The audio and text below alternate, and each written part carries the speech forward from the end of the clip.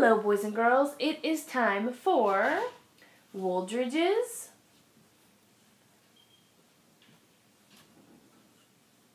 weekly Read-Aloud. And this week is week 38.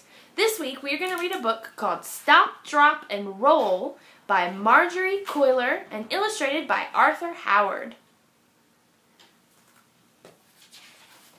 This is one I checked out from the library. Thumbs up for the title page.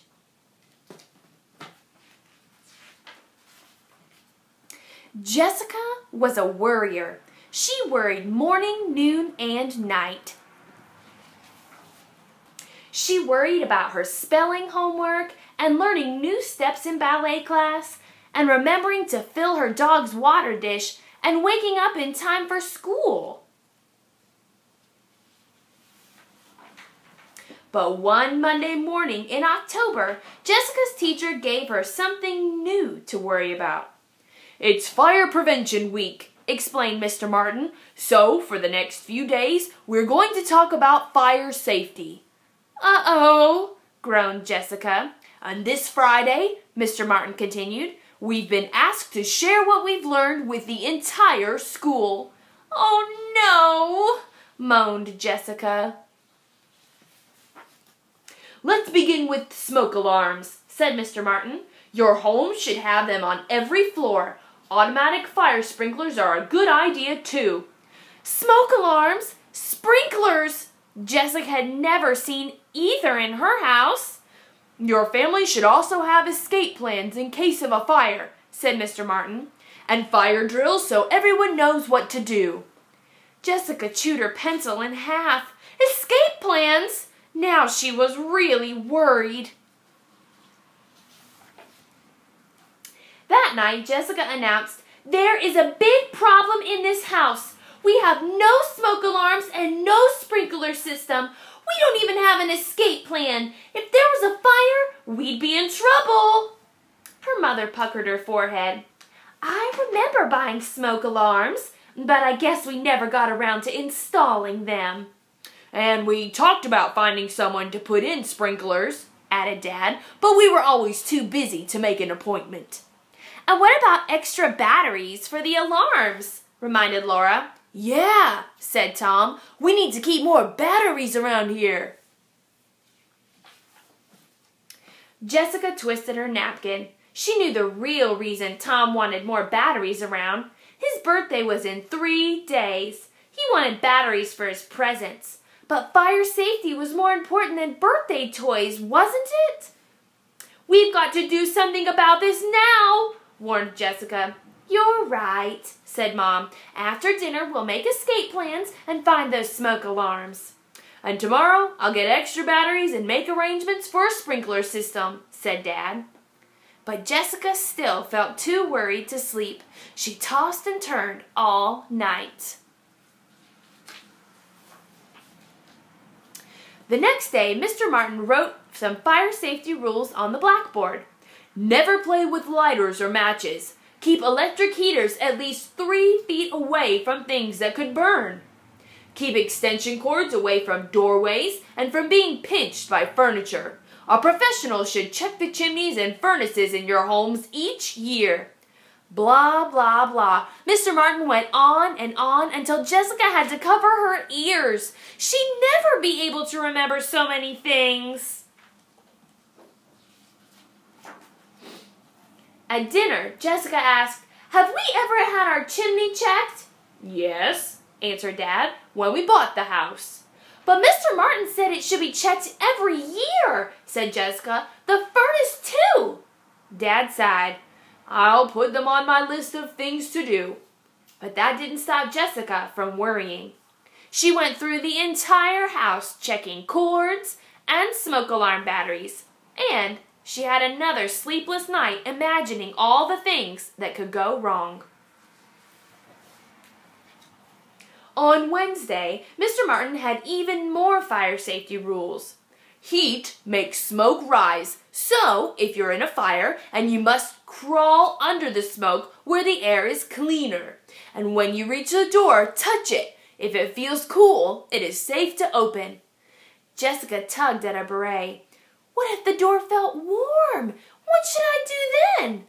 If the door is warm, continued Mr. Martin, don't open it. Find a window and call for help. Then wait for a firefighter to come and tell you what to do. And there's one more very important thing you need to know, said Mr. Martin. If your clothes catch fire, stop what you're doing, drop to the ground, and roll over and over until you smother the flames.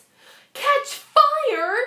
Jessica had never been so worried in her life. Stop, drop, and roll, repeated Mr. Martin. Let's all say it 3 times.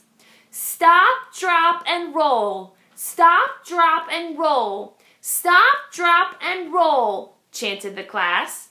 All except Jessica. Her worries had twisted her tongue into a big knot. When Jessica got home, she made her family have a fire drill. Then she rechecked all the electrical cords, tested the batteries in all the smoke alarms, and made double sure that there were no matches lying around. Afterward, Jessica felt a little better, but she still couldn't get Mr. Martin's words from class right. Stop, slop, and troll. Mop, pop, and bowl. The harder Jessica tried, the worse she did. But she went to sleep feeling a little better. At least she knew what to do if there was a fire during the night. Then, on Thursday, disaster struck. Mr. Martin asked Jessica to demonstrate stop, drop, and roll at the assembly the next day. Why me? Thought Jessica. On the bus home, she tried to practice the words stop, flop, and roll. Flop, mop, and stroll. Stop, pop, and hole. But they kept coming out wrong. Jessica was so worried about the assembly that she couldn't even enjoy Tom's birthday party. Stop, drop, and mole. Slop, drop, and hole. Plop, mop, and stroll, she muttered to herself. Because of all of her muttering, she didn't even notice when Mom brought in a cake. It had 7 big candles on it. 6 were for Tom's 6th birthday, and 1 was for him to wish on. And just as Tom leaned over to blow them out, Jessica looked up and saw fire. Stop, drop, and roll, she screamed. Immediately, Tom stopped blowing and dropped to the floor. But before he rolled, Jessica saw that Tom wasn't on fire at all. Jessica's worries had gotten the best of her. She was so embarrassed. False alarm, said Dad. Phew, said Mom. You gave me quite a scare. I'm sorry, said Jessica, but I thought... You thought quickly, interrupted Dad. That's good, because it's better to be safe than sorry. Besides, added Laura, you finally said it right. And that was the truth. Jessica had said the words right, and now that she had, she was confident she'd never forget any of the fire safety rules she had learned that week. And do you know what? She never did. Stop, drop, and roll. The end. I enjoyed reading with you, and I can't wait till next time.